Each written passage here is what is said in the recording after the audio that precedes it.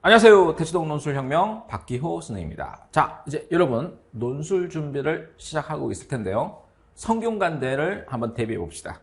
성균관대 이제 좀 달라진 것들이 있죠. 그래서 26학년도에는 자, 인원수가 조금 줄었네요.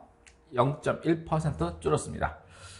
9월 9일 25년 9월 9일 원서 접수를 하네요. 자, 여기서 이제 언어형 논술과 그리고 수리형 논술로 나뉩니다. 그럼 인문계열 학생인데 언어형을 봐서 여기 공학계열이나 건설환경공학부, 전기전자공학부 이런 데를 지원할 수 있어요. 자, 그리고 소프트웨어 학과, 그리고 글로벌 융합 학부 자연과학 계열을 지원할 수 있어요. 자, 언어형으로 볼 때는 여러분이 뭘 반영하냐면 수능체제에서 수학을 반드시 반영합니다. 자, 이제 국수 영탐이 있잖아요. 그러면 탐구를 따로따로 반영하죠. 탐탐 이렇게 해서 탐구 두 과목을 별도의 과목으로 계산해 줍니다. 자, 그래서 여기서 3합5 이게 소프트웨어 학과죠. 그러면 수학을 포함하니까 수학이 3등급, 영어 1등급, 탐구 1등급 이렇게 되면 되는 거죠. 자, 이제 3합 6인 학과가 있죠. 뭐 공학계열이나 전기공학부. 자, 그러면 여기서 수학이 4등급인데 탐구 1, 탐구 1 이렇게 해도 되는 거죠. 자, 이렇게 해서 언어형일 경우 자연계열에는 수학을 포함한다. 그러면 인문계열로 지원한다. 그래서 내가 사회과학 계열로 지원한다. 그랬을 경우는요, 뭐 2등급, 2등급, 2등급 이렇게 나오면 되는 겁니다. 자, 이제 수리형은 또 수리형으로 봐서요, 인문계로 지원할 수 있어요. 문과로. 그러니까 수리형은 이제 수리논술이죠. 자연계 수리논술 봐서 글로벌 경제, 글로벌 리더, 사회과학 계열, 글로벌 융합 이런 데를 여러분이 지원할 수 있는 겁니다. 자, 그리고 이제 경영학과, 또 글로벌 경영, 그 다음에 자유전공 이쪽으로 여러분이 지원할 수 있게 되는 겁니다. 자, 이제 동점자일 경우 논술 100%니까 내신은 반영하지 않잖아요. 그러면 내신 6, 7, 8, 9등급이 성균관대 갈 수 있는 길이 열렸죠. 수능 최저도 탐구를 별도로 계산하고 인문계 같은 경우에는 사회탐구 한 과목이 부족할 경우 그걸 제2외국어, 한문 그걸로 또 대체를 해주죠. 그래서 수능 최저 맞출 가능성이 높아졌습니다. 자, 그리고 이제 논술 성적이 동점일 경우 논술 우선순위 문항 취득 점수 상위자를 먼저, 즉 배점이 높은 문항을 점수가 높은 학생을 합격시킵니다. 그럼 1번 문제가 어느 논술계 같은 경우 1번 문제가 40점, 2번 문제가 40점, 3번 문제가 20점이니까 1, 2번을 잘 푼 학생이 이제 합격을 하는 거죠. 동점자일 경우 그래요. 자, 이제 1교시와 2교시가 있어요. 이게 이제 11월 15일 여러분이 토요일입니다. 토요일날 시험 치고 이거는 11월 16일 일요일에 수리형을 시험을 봅니다. 그럼 이제 시험 시간 잘 보고 자기가 할 곳을 찾아서 잘 지원해서 꼭 합격하시기 바랍니다. 자, 수능 최저 학력 기준 여기 자세히 나와 있습니다. 글로벌 융합, 인문, 그 다음 사회, 경영, 자연계열, 자연과학 계열, 공학 계열 이쪽은 이제 3합 6입니다. 탐구 따로 5개 영역에서 3개 과목 3합 6을 맞추면 됩니다. 자, 이제 자유전공 계열과요. 글로벌 리더, 글로벌 경제, 글로벌 경영, 반도체 시스템 공학, 소프트웨어. 자, 약학과 이런 학과는 3합 5가 됩니다. 의학과는 국어, 수학, 영어, 탐구는 2개 과목 평균으로 계산합니다. 그래서 4개 영역 중에 3개 영역 등급 합 4가 돼야 됩니다. 3합 4가 돼야 되는 거죠. 자, 그 다음에 이제 수능에서 필수 응시 영역이 있습니다. 그러니까 여러분이 나 탐구랑 영어, 탐만 공부해서 수능 체제를 맞춰야지. 그래서 국어와 수학을 응시하지 않을 거야. 이러면 안 됩니다. 일단 응시를 해야 됩니다. 응시하시고 다 응시를 해야 됩니다. 전 과목 응시를 해야 됩니다. 탐구 과목도 사탐 2개가 됐든 사탐 하나, 과탐 하나가 됐든 또는 과탐 2개가 됐든 반드시 2개 과목을 응시해야 됩니다. 자, 그 다음에 이제 학폭일 경우 감점 조치가 있습니다. 이제 뽑는 인원수인데요. 자유전공 계열에서 언어형으로 15명, 수리형으로 15명을 뽑습니다. 글로벌 융합 학부로 4명. 이거는 인공지능 융합 전공이죠. 자, 인문과학 계열로 38명, 그리고 사회과학 계열로 40명이 언어형, 수리형이 5명입니다. 경영학과는요, 25명이 언어형, 수리형이 5명, 글로벌 리더 10명, 5명. 글로벌 경제 10명, 5명. 글로벌 경영학과 10명, 5명. 이렇게 해서 수리형으로 제법 많이 뽑습니다. 자. 다음 이제 자연과학 계열의 전기전자공학부, 뭐 공학계열 이렇게 있죠. 어느 형으로 뽑고 있죠? 5명, 5명, 10명, 5명. 또 건설환경공학부 5명. 수리형으로는 25명, 45명 해서 204명을 수리형으로 뽑습니다. 자, 출제 방식, 이제 언어 논술에 대한 얘기입니다. 언어형으로 볼 경우 100분 동안 시험을 보는데요. 자, 국어, 사회, 한국사 해서 시험 범위가 국어와 사탐이 됩니다. 자, 그래서 이제 자연계 학생이 인문계 논술을 보려면 사회탐구가 나오니까 요거 버벅들 수 있으니까 논술 어휘집이라고 있어요. 그걸 그러니까 자연계 학생이 붙은 적 있어요. 과탐 2개 본 친구가 인문 언어 논술을 붙은 적이 있어요. 성균관대 제자 중에. 이제 그 친구 같은 경우에는 논술 어휘집을 무료로 이렇게 배포하는 게 있죠. 메가스터디에 이렇게. 그러면 그 박교생 강좌 들어가면 무료 강좌에 논술 어휘집이 있어요. 그거 다운로드 받아서 그 논술 어휘집을 보고 합격한 케이스예요. 그래서 논술 어휘집을 보면 좀 따라갈 수 있습니다. 물론 어려울 겁니다. 왜? 사회탐구니까요. 반면에 수리형은 수학, 수원, 수투까지 나오고요. 미적이나 기하가 안 나옵니다. 확통도 안 나오죠.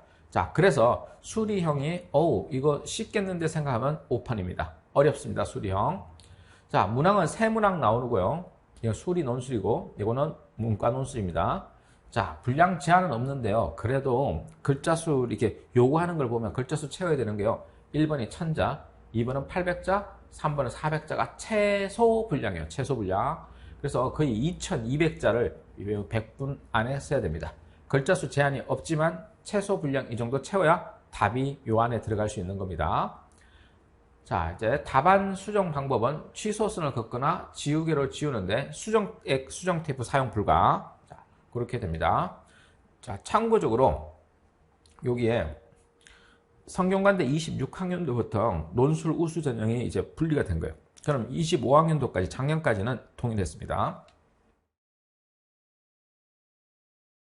자, 이제 해당 모집 단위가 있는데요.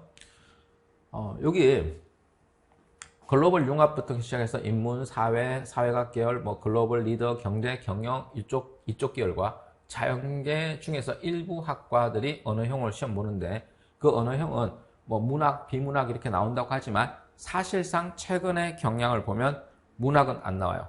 비문학이 나옵니다. 그리고 도표, 그래프, 통계 자료가 나오는데요.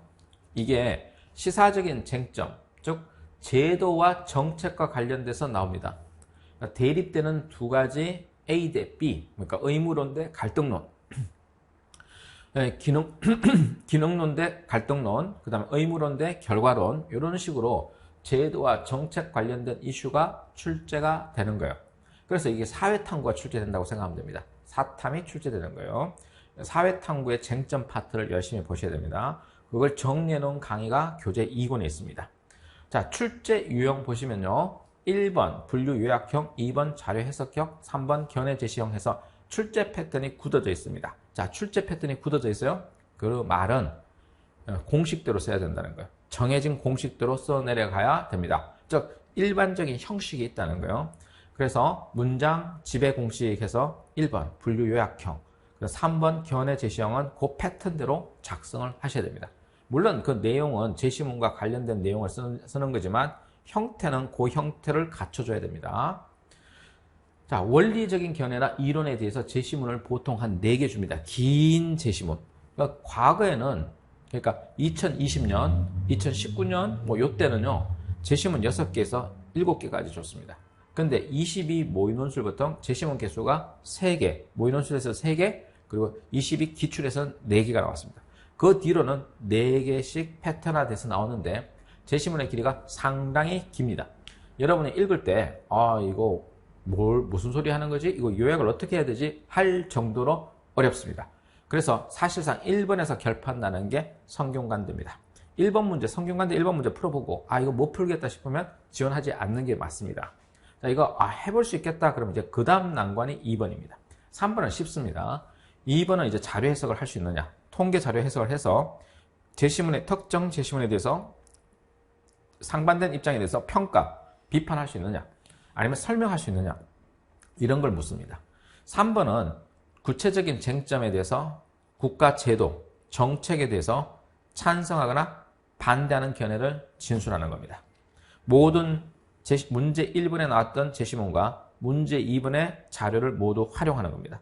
그래서 정해진 패턴대로 쓰는 방식이 있습니다. 자, 그래서 이제 대비를 어떻게 하느냐. 1번은 키워드 중심으로 요약할 수 있어야 되고요. 그리고 입장을 요약할 수 있어야 되니까 통합적 요약이 중요합니다. 2번은 자료 해석입니다. 자료 해석인데 이 자료를 따로따로 해석하기도 하고요. 상반된 자료, 양면적 자료, 자료 1번과 자료 2번이 서로 다른 얘기를 하고 있어요. 그런 양면적 자료도 해석할 수 있어야 되고요. 그리고 종합적인 자료도 해석할 수 있어야 됩니다. 그러면 자료 1과 자료 2를 종합적으로 해석하는 방법도 필요합니다. 그래서 이런 거는 여러분의 기출문제 풀다가 여기서 막히면 2번 자료 해석에서 막히면 교재 상권에 들어가서 통계 자료 강의를 보고 다시 돌아오면 좀 풀기가 쉬울 겁니다.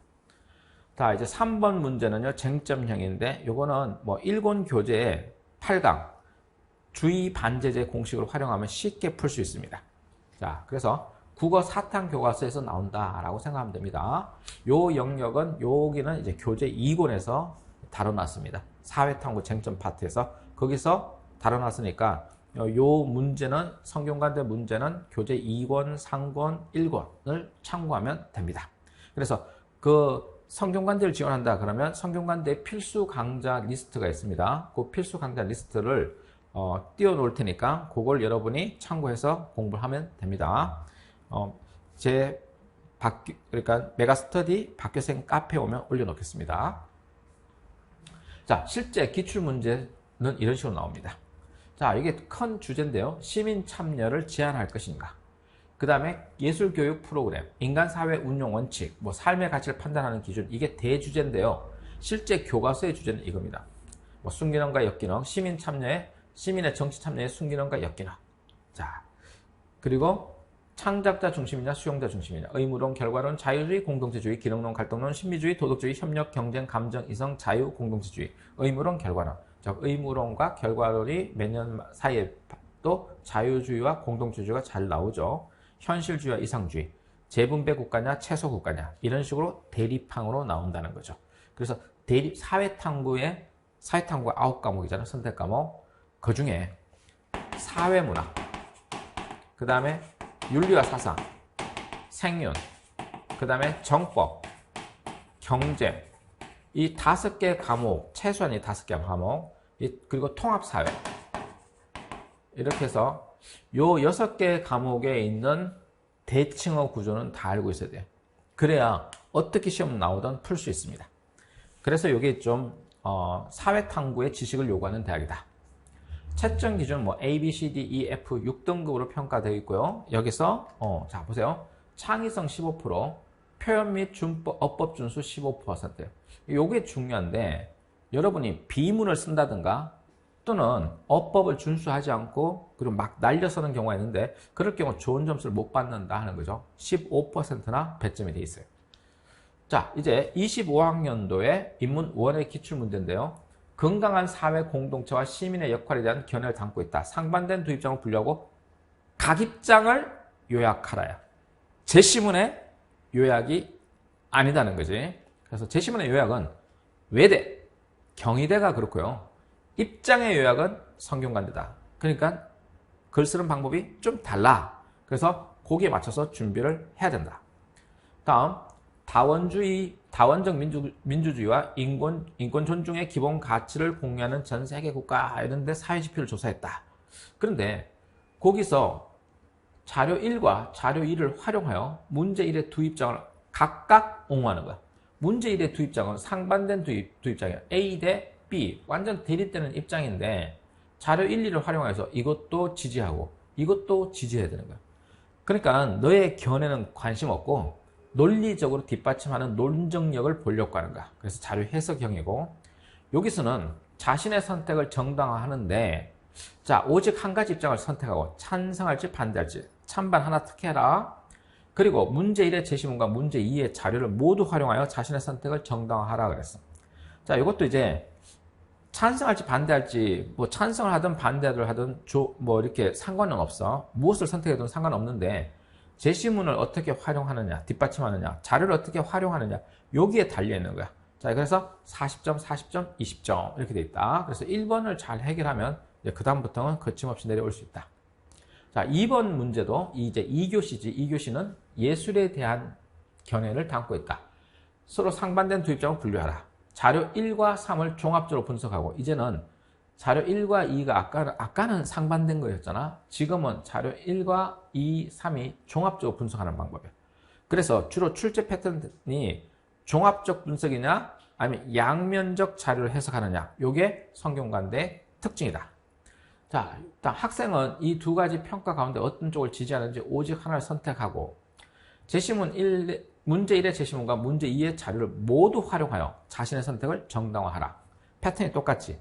패턴이 같다는 것은 동일한 패턴으로 계속 반복 연습하면 극복 가능하다. 자, 성균관대 논술 100%다. 수능 최저 다른 대학에 비해서, 삼합 6대학에 비해서는 조금 쉬운 편이다. 왜? 탕구를 2개를 별도로 계산해 주니까. 자, 그래서 이제 성균관대를 내가 준비하겠다 그러면 문제를 먼저 기출문제를 풀어본다. 풀 수 있겠다고 판단되면 패턴대로 연습하면 된다. 자, 이제 24학년도 1, 2 요거는 이제 그냥 띄워 놓겠습니다. 그래서 한번 참고 이렇게 하세요. 1회 문제는 인간사회 운용 원칙이고 사회적 상호작용이 2교시였습니다. 자, 그 다음에 24학년도 모의는 불평등에 대한 견해였습니다. 자, 여기까지 해서 성균관대 대비법에 대해서 안내를 했습니다. 지금부터 성균관대 준비하러 갑시다.